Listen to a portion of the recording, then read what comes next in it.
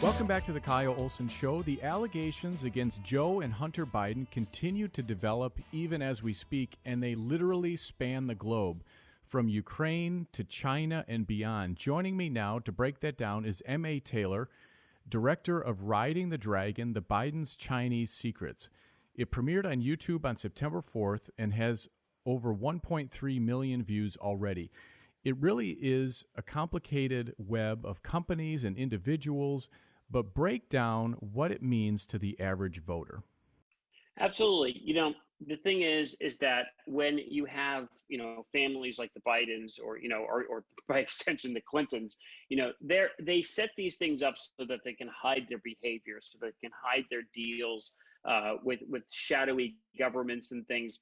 And what we've done is we have created a baseline to explain the basics of how it works and what were the primary entities that were set up by Hunter Biden with the Chinese military, the CCP, and the Chinese government that were facilitated by Joe Biden while he was the vice president of the United States.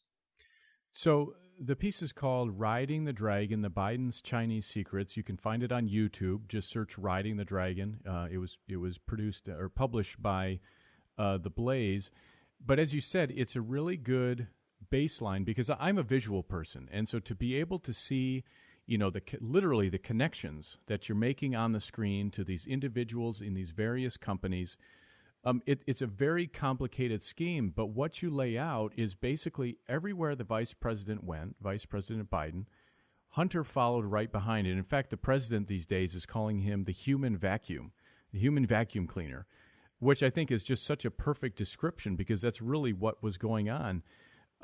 So that I think it's a very good baseline to then build upon all of these New York Post and Fox News and Breitbart and all of these various stories that are coming out.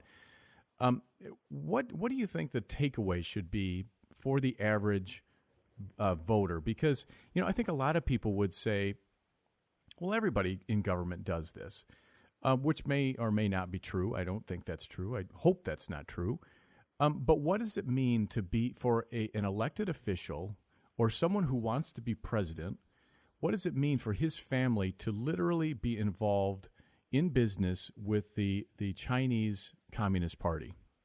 Look, the thing that should be taken away is, yes, there's plenty of investments by China into the United States. There's plenty of officials that play in the nepotism game.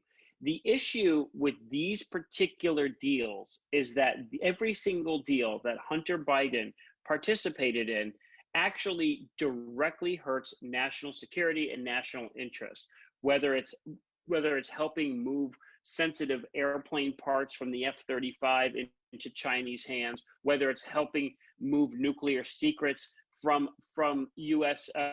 Facilities into Chinese hands. That's the real issue here. Again, if Bohai Harvest, which is the company that Hunter Biden owns a stake in, was investing in Disney or investing in Q-tips, we would not have as big an issue. It would still be an issue that he maybe gained it in a unique way that's not market fair. The problem is that he gained these things that actually hurt Americans. They hurt this country. They advance the Chinese agenda all over the world. And that's the problem. And the potential of Joe Biden becoming the president of the United States will merely amplify that because, again, he did this as vice president. And as president, he is already bought and paid for. The Chinese already gave Bohai Harvest $1 to $1.5 billion. This is just the tip of the iceberg. So we will have a president that is already compromised by the Chinese if he were to be sworn in on January 20th. So there's one aspect to this whole web that you lay out in Riding the Dragon, and that is the company called Henegas. Now, that's based in Michigan, which is where my listeners are. But talk about that company and why, why that's relevant to Michiganders. Well, this is one of the more terrible deals. Bohai Harvest, which again is a company that was invested by the Chinese government, went in with AVIC, which is one of the Chinese aviation companies that basically builds airplanes. And they got together and they bought Henegas, the company, of course, that is in Michigan. And Henegas is a dual use technology company, meaning they make technologies for consumer use, but they also make technology for military use.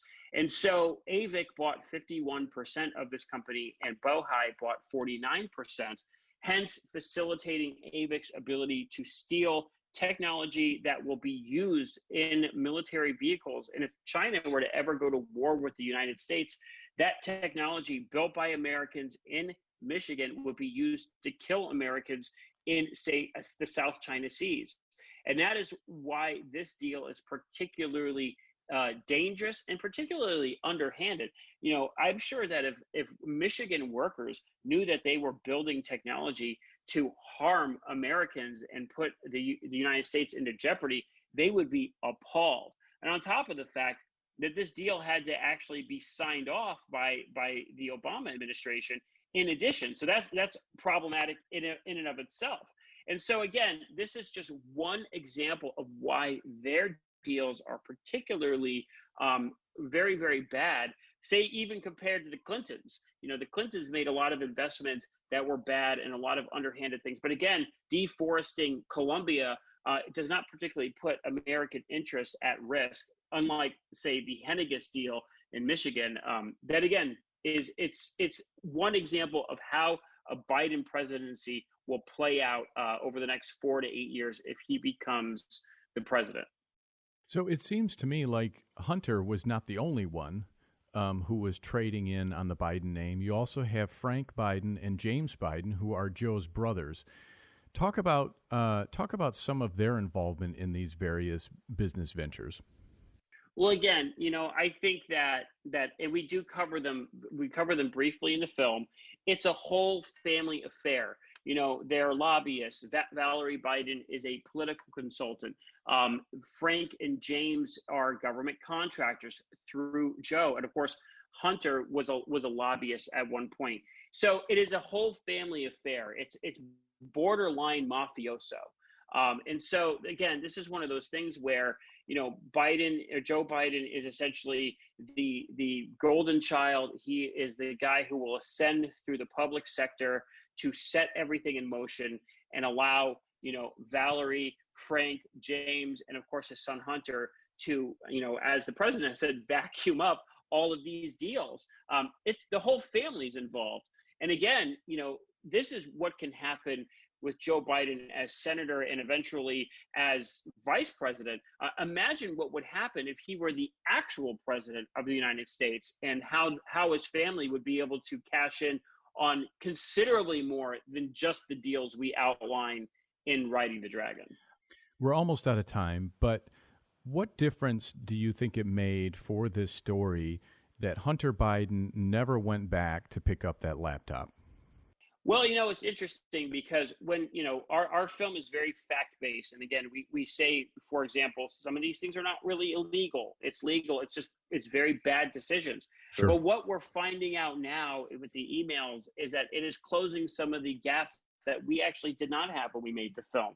For example, the CEFC, the energy company, Patrick Ho calling Biden's brother to get through to Hunter. We knew it happened, but we weren't entirely sure why, what the purpose was. Now the laptop has all of the connective tissue that we did not have when we made the film. And so now it's all coming together, and we are getting a very clear picture of how it all works on an interior and intricate level. And again, every day is just more terrifying than the last as this story basically comes into resolution.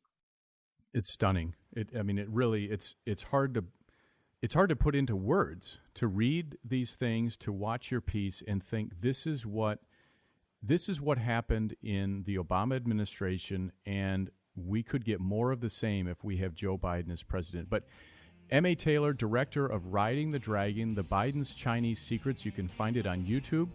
Thanks for joining me today. Thank you for having me. This is the Kyle Olson Show. We'll be right back.